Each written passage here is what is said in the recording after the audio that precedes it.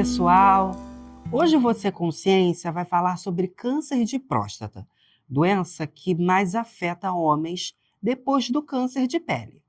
E para falar desse assunto, hoje recebemos Alexandre Carneiro, que vai contar a sua experiência contra o câncer de próstata. E vamos receber também Marisa Sodré, que vai falar as partes conceituais dessa doença. E também Ana Paula Legei, que vai contar a experiência que o pai dela teve contra esse câncer.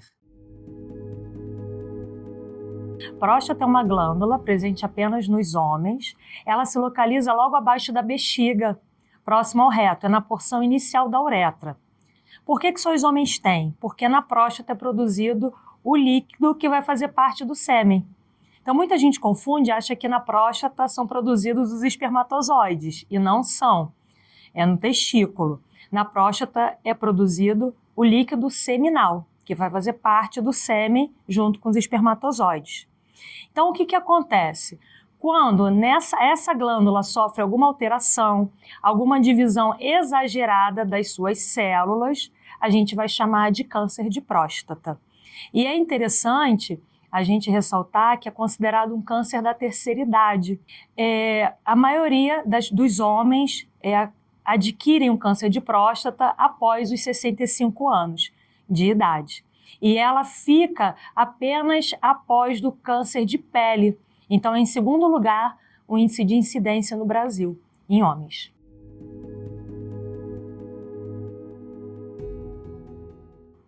Eu me chamo Alexandre Carneiro, sou microempresário no município de Maricá, no estado do Rio de Janeiro. Tenho uma imobiliária lá e trabalho com outras coisas no ramo da construção civil. Em termos escolares, eu tenho MBA pela Fundação Getúlio Vargas, em gerência de energia, porque eu trabalhei na concessionária de energia elétrica por muitos anos. Sou casado, tenho uma filha. No ano passado, eu fazendo exames de rotina, e eu descobri, que estava com câncer de próstata.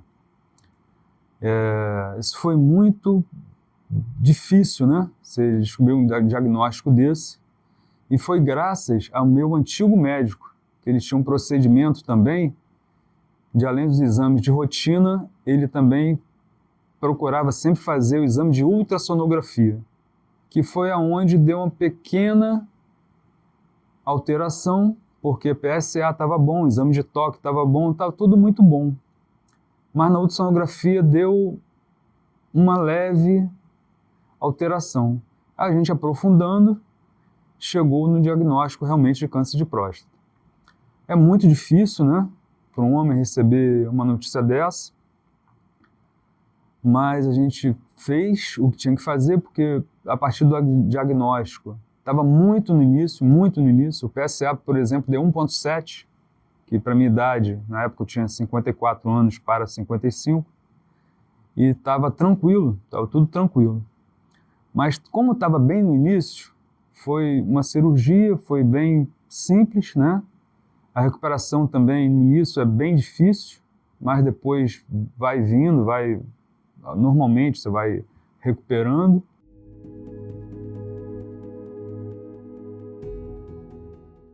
Então, o diagnóstico inicial, na verdade, o diagnóstico mesmo, ele só é fechado após a biópsia. Só que o que leva o médico a pedir uma biópsia? São essas queixas, se o homem chega ao urologista fazendo esse tipo de queixa, de dor, dificuldade de urinar, então ele vai passar primeiro o exame do toque, pode passar também ultrassonografia, ressonância magnética, e aí, dependendo do resultado desses exames, é indicada a biópsia, onde pode-se ter o diagnóstico final.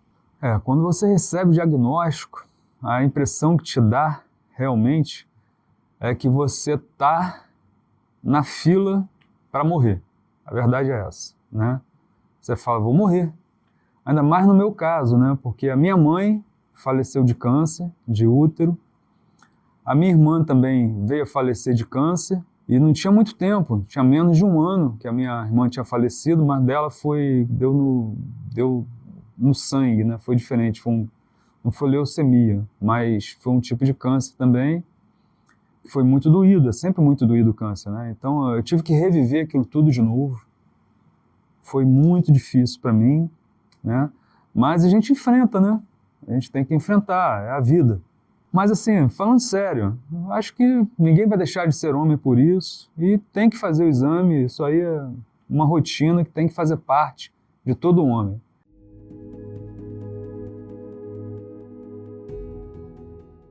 Inicialmente, é muito difícil de identificar. Por quê? Porque com o passar da idade, é normal o homem sentir uma determinada dor, porque a próstata ela vai aumentando de tamanho, de forma natural, né? Mas ele tem que perceber se isso é uma dor que não passa, se tiver dificuldades para urinar também, pode ser um dos indicativos, pode ser porque muitas vezes é confundido com uma infecção urinária.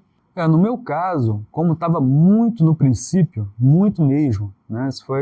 Eu agradeço a Deus por isso, ter descoberto tão no princípio assim, que outros exames não descobriram. Então, assim, não tinha nada, não sentia nada.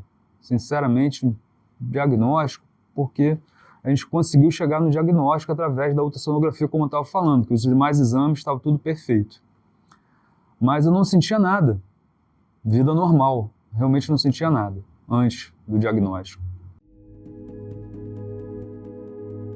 O tratamento, se for na fase inicial, uma cirurgia e radioterapia, e pode vir a cura, ficar bem e ter uma vida normal.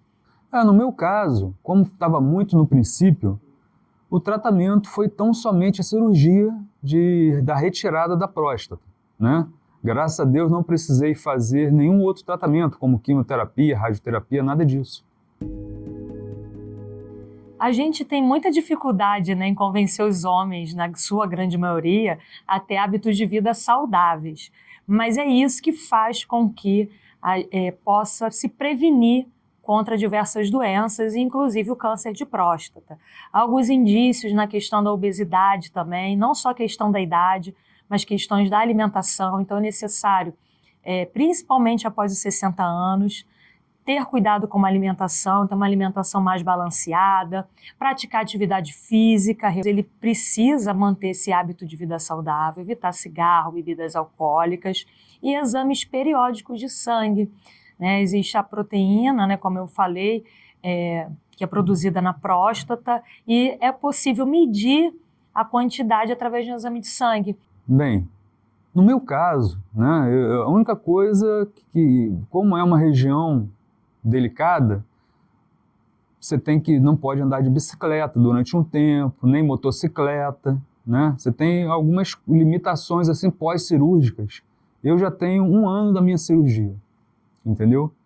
Mas eu evito ainda andar de moto, andar de bicicleta, eu não ando por enquanto, né? Até me sentir mais seguro. Mas não mudei minha rotina em nada, né? Só assim o tempo realmente pós-cirúrgico, você demanda um tempo de recuperação e tudo mais. E eu sempre procurei, né, não comer muita gordura, eu sou uma pessoa que sou até meio chato com relação a isso. Procuro não comer gordura, não assim, usar álcool de maneira abusiva, drogas, nada disso, né? Procuro me tratar porque eu estou cuidando do meu corpo, né? Não adianta eu querer cuidar depois. Então eu procuro sempre me cuidar nesse sentido, alimentar, né? Não fazer uso abusivo de álcool, né? E essas coisas sim, eu sempre fui muito assim, muito cauteloso nesse sentido. Foi uma coisa que o médico até, a gente conversando, ele falou comigo, você vai ser bem tranquilo sua cirurgia, porque seus dados, né, assim, pré-operatórios estão ótimos com relação a sangue, gordura no sangue, você não é uma pessoa obesa também, o que dificultaria um pouco a cirurgia.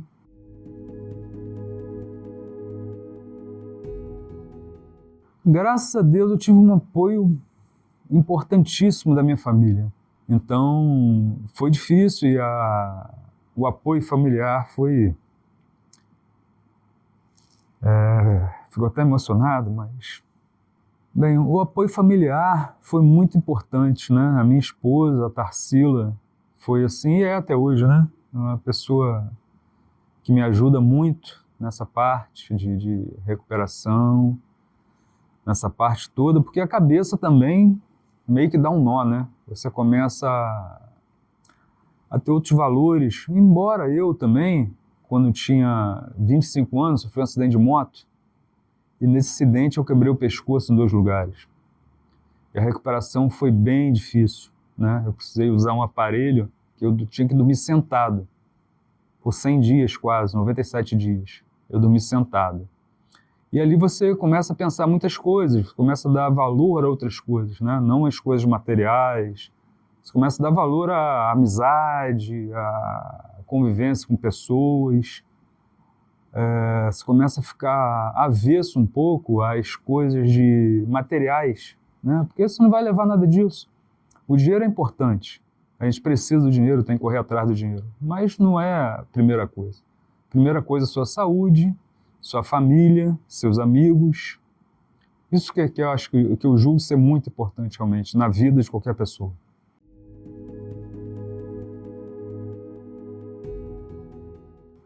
Após um ano da cirurgia, eu já estou praticamente perfeito, né? Ainda faltam algumas etapas ainda a cumprir, mas já consigo fazer alguns exercícios, como abdominais, né, que você força muito essa região aqui. Sinto algumas dores ainda assim, não é dor de você forçar o músculo, porque corta muito aqui por dentro, né? Foi feito com... Isso não é invasivo, né? Foi cirurgia não invasiva. Mas como é muito delicado, então assim, até hoje eu sinto um pouco assim de incômodo quando faço muito abdominal. Agora o foco agora é esse, voltar para academia, voltar a fazer os exercícios todos e bola para frente. E a cabeça tá ótima, graças a Deus, entendeu? Isso que é o mais importante.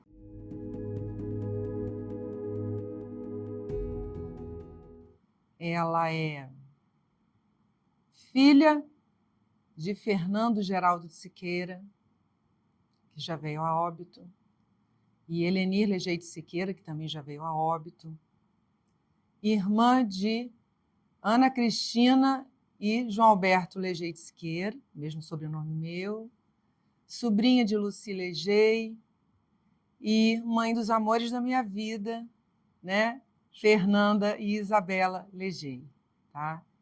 Então, tá aí a minha família linda, maravilhosa. E no campo profissional, eu sou professora, pesquisadora e atuo fortemente na área de divulgação científica como pesquisadora e como proponente de atividade dessa área, tá? Independente da pesquisa, mas fortemente pesquiso esse campo. O papai, ele era assim muito alegre, adorava reunir a família, adorava sair, reunir os amigos, adorava o Natal, adorava o Carnaval, adorava dançar, né? Era um glutão, comia, né? Adorava comer, né? Prazer, sabe, ele sentar na mesa de um restaurante ou ia numa feira e sentar e comer um pastel, adorava feijoada, adorava cozido, adorava... às vezes até adorava mais comidas mais simples, mas era um glutão, né? Papai sempre foi uma pessoa muito carinhosa, muito preocupada com a família, e papai era daquela pessoa que, se ele visse alguém precisando, alguém passando fome, alguém precisando de uma roupa, né? Alguém precisando de um sapato, porque o pé estava no chão, ele parava para ajudar qualquer pessoa que fosse. Então esse era o meu pai, a melhor pessoa do mundo.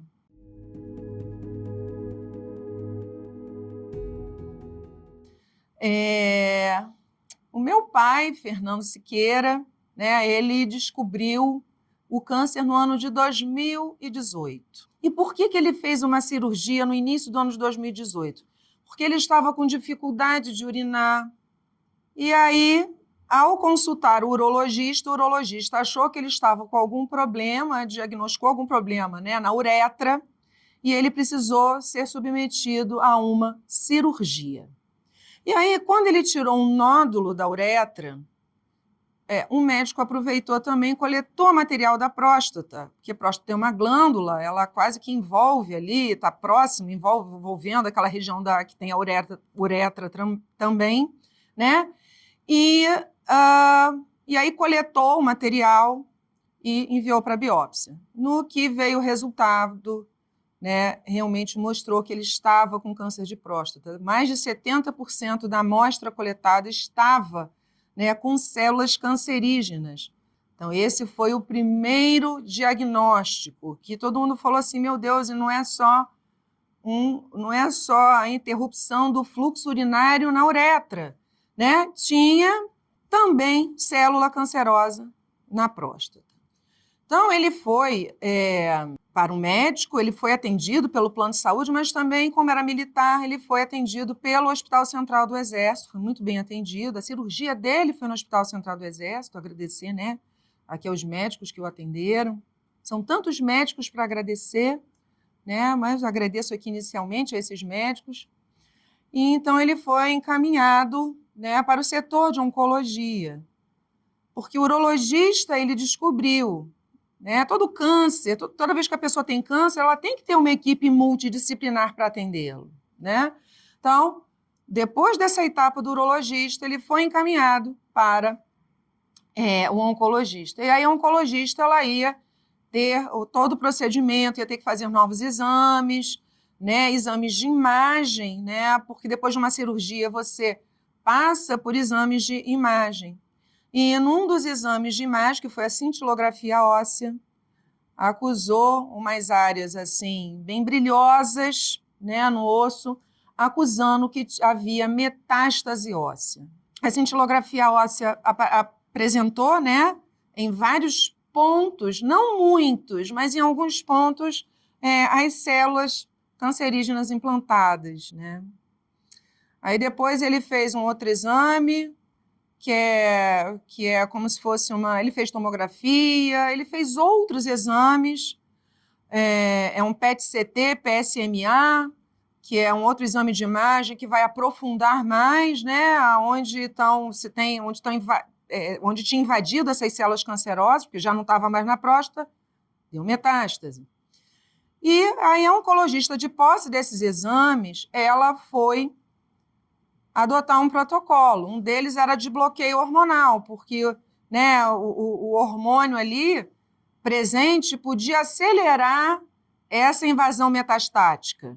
Então, ele fez um bloqueio hormonal. Mas ele passou durante um tempo, em 2018, 2019, tomando duas medicações, uma era uma injeção e outra era uma medicação oral, e que eu acho que esse conjunto era um conjunto de bloqueio hormonal. Quando o câncer atinge a metástase, é indicado mais uma terapia hormonal, porque no caso da metástase, que quando ele atinge, né, outros órgãos do corpo, aí a cirurgia já não vai dar mais conta.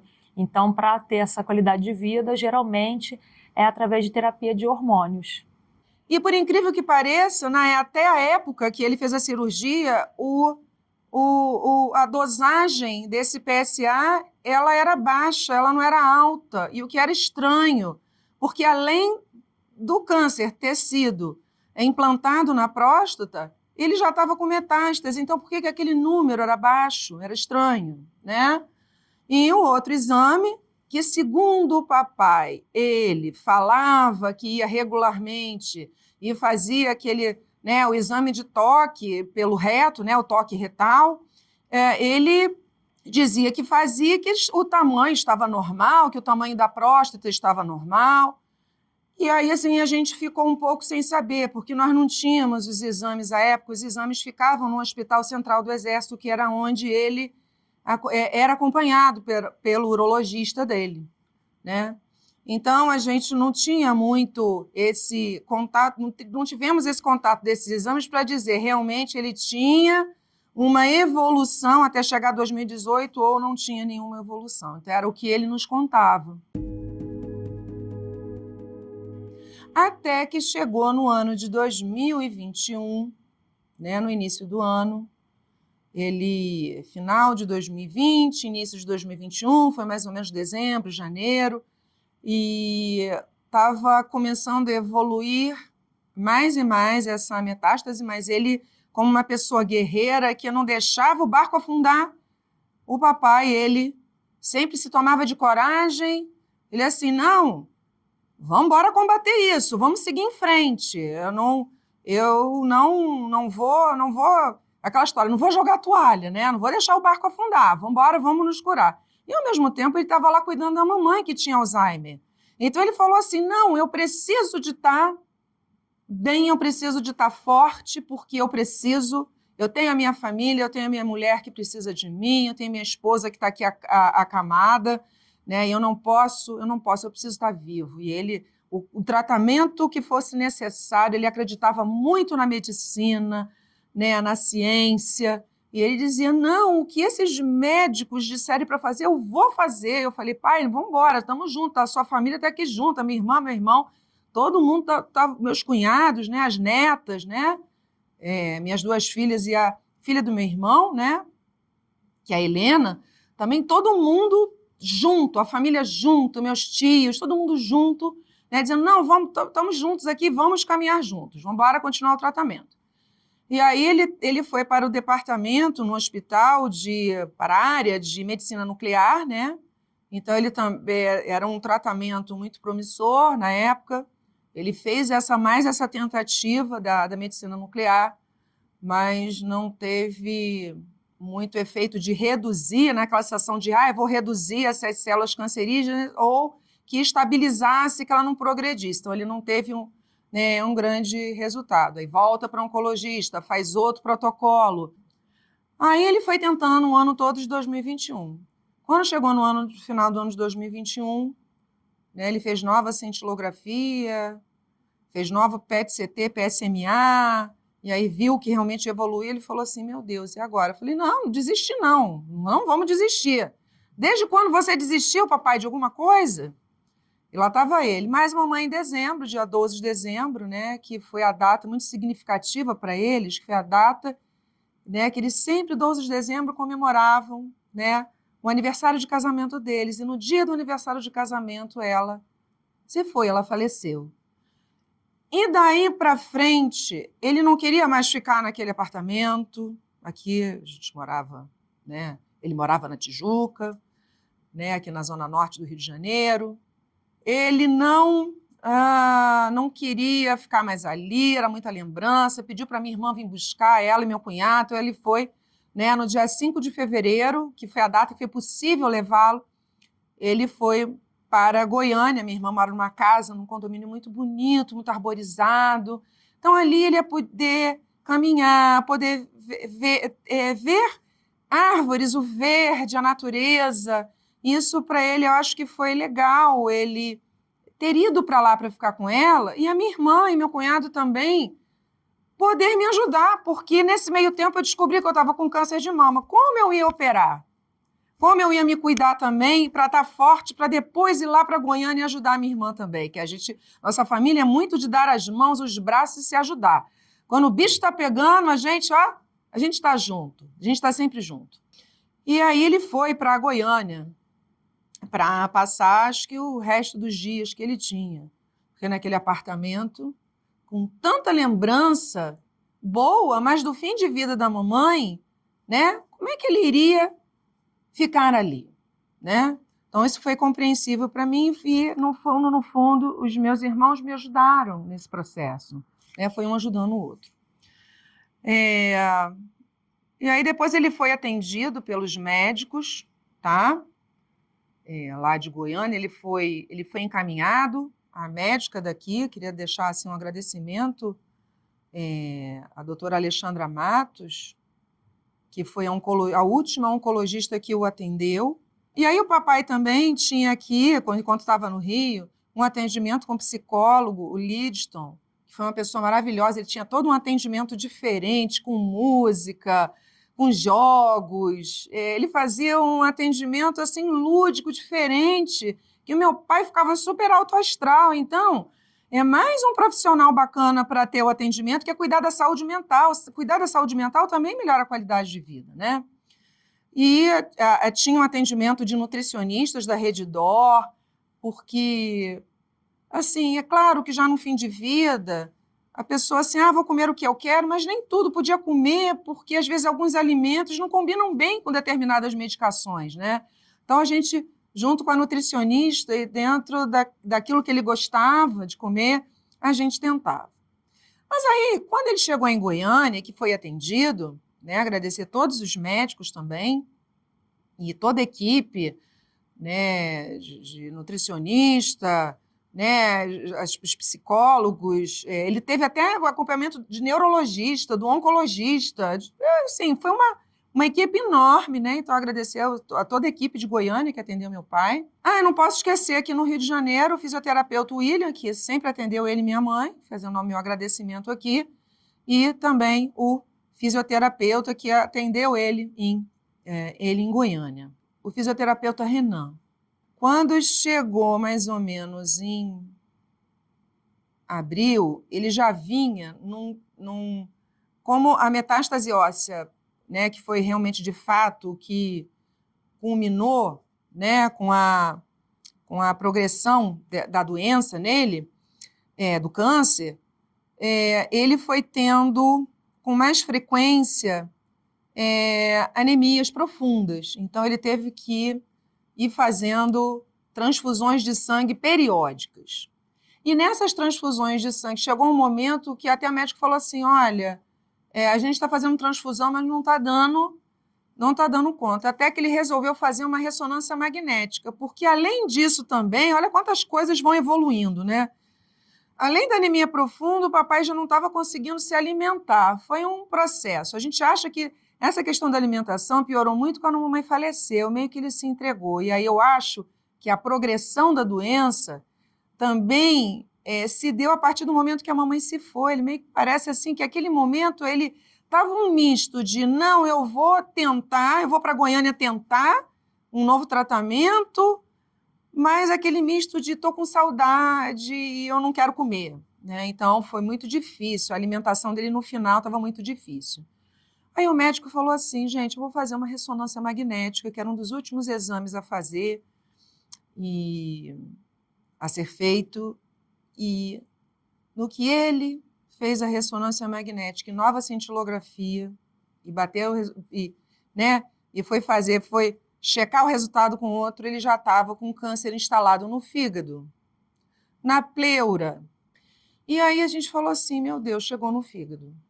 Não tinha mais o que fazer, não havia medicação e era trabalhar a qualidade de vida dele. Ou seja, os médicos fizeram um novo protocolo mais voltado para a qualidade de vida do que tentar debelar o povoamento de novas células cancerosas em outro tipo de órgão, né? E depois foi acusando pela cintilografia essa região, né? Essa região do crânio aqui, com várias implantações, né? De células cancerosas no osso, e fêmur, e tíbia, e vários arcos costais, enfim, foram muitos, né? Foi uma evolução muito grande. Então, o câncer de próstata ele pode chegar até 4 estágios, né? Chamado estágio 1, quando ele está só ali ainda na região da próstata, bem no iniciozinho dele. Geralmente ele é identificado com um exame de sangue mesmo, porque a próstata produz uma proteína chamado antígeno prostático específico. Esse antígeno pode sair no próprio exame de sangue, né, uma alteração na sua quantidade, mas pouca coisa na estrutura da própria glândula. O estágio 2 é quando aparecem nódulos na próstata, né, e a próstata ela tem 2 lados, então pode ser apenas um dos lados, um dos dois. Ela tem mais ou menos o formato de uma maçã, só que bem menor, né? O estágio 3 é quando esse câncer, além de atingir a próstata, atinge os órgãos ali ao redor, como a uretra, a bexiga, o reto, né? E o estágio 4 é quando se espalha para os ossos e outros tecidos, quando a gente chama de metástase, quando o câncer se espalha para o restante do corpo.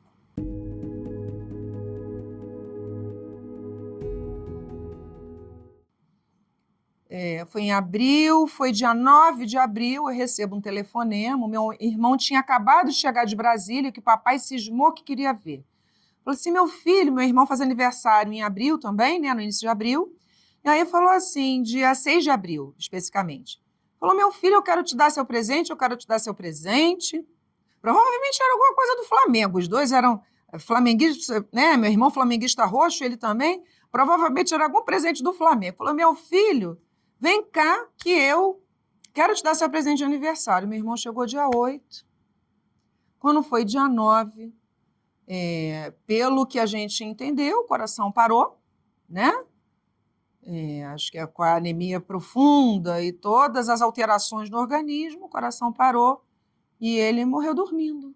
Ele veio a óbito dormindo. E foi interessante que a mamãe morreu dormindo. Ele morreu dormindo.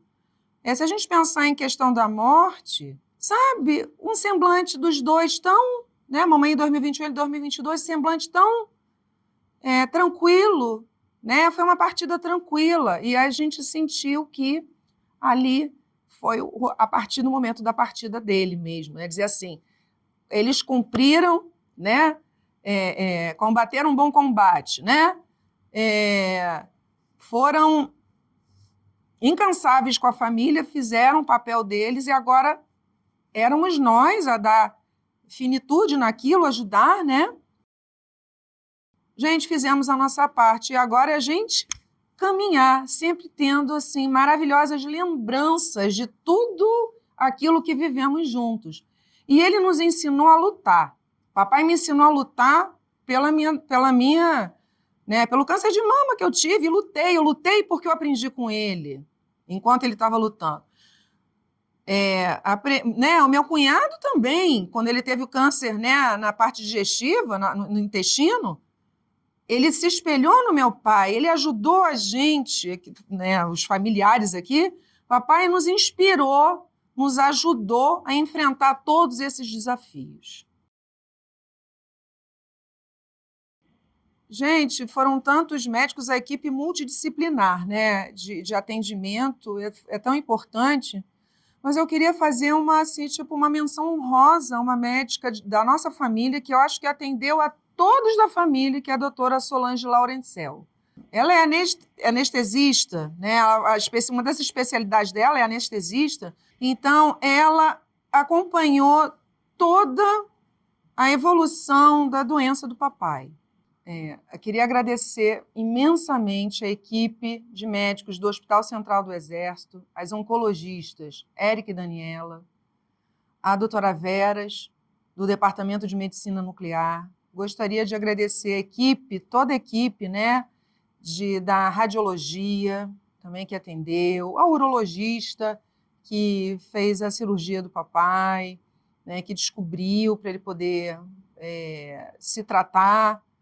Gostaria de agradecer também a William, que foi o fisioterapeuta, né, dele, que acompanhou todo o tempo. Gostaria de agradecer ao Instituto Castro e Santos, lá de Goiânia, o doutor Juliano Valeriano, psiquiatra, e a doutora Thalita Dairel, neurologista, a toda a equipe do Sebron, o doutor Vitor Lisita, que foi um oncologista, que acompanhou ele até o fim de vida, o fisioterapeuta também de cá, trabalhava junto com o doutor Vitor, o Renan Neves Urzeda, e também um agradecimento especial à oftalmologista Ana Karina Ferro, que também atendeu o papai lá em Goiânia. Queria também fazer um agradecimento aqui, eu no Rio de Janeiro, à doutora Alexandra Matos, que foi oncologista, que fez o encaminhamento, que o atendeu aqui até ele ir para Goiânia e fez o encaminhamento, né, escreveu todo o laudo, encaminhamento, juntou todas as informações para ajudar o médico oncologista em Goiânia, né, a dar continuidade ao tratamento dele. Então, fica aí a minha gratidão. Espero não ter esquecido de ninguém, porque como a equipe ela é multidisciplinar, são muitas pessoas envolvidas. Então, eu peço desculpas se eu esqueci alguém, mas fica aí a minha gratidão.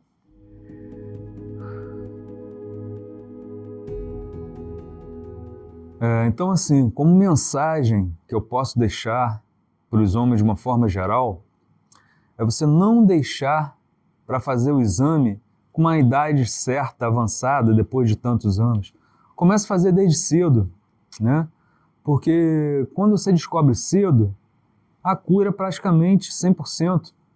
Se você deixar para fazer o exame tardiamente, se descobrir tardiamente, provavelmente vai ser mais difícil o tratamento, né? Não precisa esperar ficar doente para ir ao médico, mas é importante fazer exames regulares, no mínimo anual.